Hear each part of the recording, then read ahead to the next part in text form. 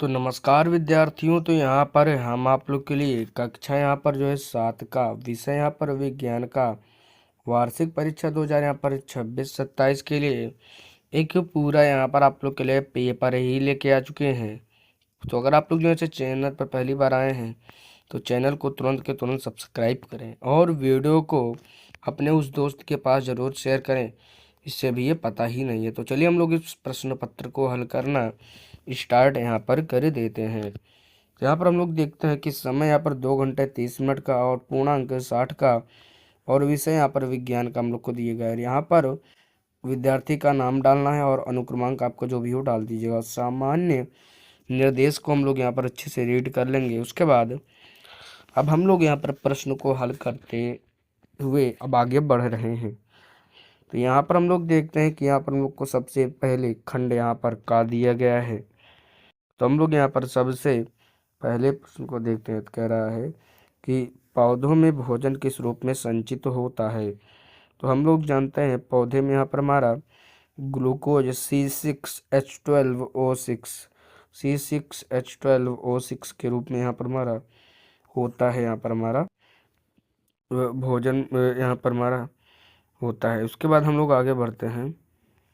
तो यहाँ पर अब इसके बाद यहाँ पर हम लोग अगला प्रश्न देखते हैं। तो कह रहा है लिटमस पत्र में अम्ल डालने से उसका रंग कैसा हो जाता है। तो हम लोग जानते हैं लाल रंग यहाँ पर हमारा हो जाता है, और जबकि लिटमस को अगर हम लोग क्षार में डालेंगे तो उसका रंग यहाँ पर हमारा नीला हो जाएगा। अब इसी प्रकार से हम लोग यहाँ पर प्रश्न संख्या अब हम लोग यहाँ पर 3 को देखते हैं। तो यहाँ पर प्रश्न संख्या 3 कह रहा है कि निम्नलिखित में से कौन सा रासायनिक परिवर्तन है। तो कागज का फटना, बर्फ का पिघलना, लोहे पर जंग लगना, नमक का पानी में घुलना। तो यहाँ पर हम लोग जानते हैं कि एक प्रकार से हमारा रासायनिक परिवर्तन लोहे पर जंग लगना हो जाता है, क्योंकि लोहे पर जब जंग लगती है, जब बारिश होती है तो लोहा जो है वह पानी के साथ अभिक्रिया करके वहाँ पर एक परत जमा लेता है। इसी को हम लोग यहाँ पर रासायनिक परिवर्तन बोलते हैं। उसके बाद चौथा प्रश्न कह रहा है ऊष्मा का सबसे अच्छा चालक कंडक्टर कौन सा है। तो हम लोग जानते हैं ऊष्मा यहाँ पर हमारा सबसे अच्छी रूप में प्रवाहित करने वाला यहाँ पर इसमें ऑप्शन के हिसाब से तांबा यहाँ पर हमारा हो जाएगा। इसके बाद पांचवा एवं अंतिम बहुविकल्पीय प्रश्न कह रहा है कि प्रकाश की किरणें किस प्रकार चलती हैं। तो हम लोग जानते हैं प्रकाश की किरणें यहाँ पर हमारी एक जो है यहाँ से टेढ़ी मेढ़ी होकर चलती हैं। जैसा मान लीजिए ये हमारा एक लाइन है, तो इसी में ऐसे ऐसे होकर चलती हैं प्रकाश की किरणें, एक तरंग के रूप में चलती हैं। उसके बाद हम लोग इस प्रश्न पत्र का यहाँ पर एक और बहुविकल्प दिया गया है मृदा की सबसे उपजाऊ परत कौन सी होती है। यहाँ पर हम लोग जानते हैं कि मृदा की सबसे उपजाऊ यहाँ पर परत यहाँ पर हमारी आधार शैल, इसमें करेक्ट ऑप्शन यहाँ पर हमारा हो जाता है। तो अब हम लोग यहाँ पर खंड खा में आ गए हैं। तो यहाँ पर हम लोग से 7वां प्रश्न कह रहा है कि पौधों में पोषण के बारे में उत्तर दीजिए। परजीवी पौधे क्या होते हैं, कीट भक्षी पौधे किन्हें कहते हैं, मृतजीवी पोषण क्या है। उसके बाद 8वां प्रश्न कह रहा है अम्ल क्षार के बारे में उत्तर दीजिए। अम्ल एसिड की 2 विशेषताएं, क्षार बेस की 2 विशेषताएं, और उदासीनी अभिक्रिया क्या होती है। सामान्य सूत्र भी यहाँ पर आपको लिख देना होगा। उसके बाद 9वें में यहाँ पर हम लोग से उसी अम्ल क्षार और लवण से रिलेटेड यहाँ पर क्या बोलते हैं खाली स्थान में पूछा है, तो आप लोग उसको ध्यान दीजिएगा। उसके बाद 10वें प्रश्न में आते हैं। तो हम लोग यहाँ पर हम लोग से कह रहा है कि हम लोग के यहाँ पर जो है से मिलाना होगा, मिलान करना होगा, तो आप लोग इसको मिलान यहाँ पर अच्छे से कर लीजिएगा देखकर। उसके बाद 11वें प्रश्न में आते हैं। तो कह रहा है कि भौतिक और रासायनिक परिवर्तन में 3 अंतर, साथ ही निम्नलिखित को भौतिक या रासायनिक में वर्गीकृत कीजिए। मोमबत्ती का जलना यहाँ पर हमारे एक प्रकार से रासायनिक परिवर्तन है। शक्कर पानी में घुलना यहाँ पर भौतिक परिवर्तन। दूध का दही बनना ये भी हमारा एक प्रकार से रासायनिक परिवर्तन है। कांच का टूटना ये हमारे एक प्रकार से भौतिक परिवर्तन हो जाता है। अब इसके बाद यहाँ पर हम लोग जो है से आगे बढ़ते हैं। तो इसमें यहाँ पर हमारा 12वां प्रश्न कह रहा है जल के बारे में उत्तर दीजिए। कठोर जल हार्ड वाटर और मृदु जल सॉफ्ट वाटर में क्या अंतर है। जल की कठोरता दूर करने के दो तरीके, जल संरक्षण के तीन उपाय। खंड गा में आते हैं तो 13वां प्रश्न इसमें भी बोल रहा है कि पौधों में पोषण से रिलेटेड है।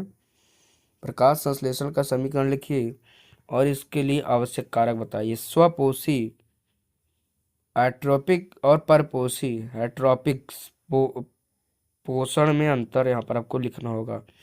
पत्ती में स्टार्च की उपस्थिति जांचने के लिए आयोडीन परीक्षण कैसे किया जाता है।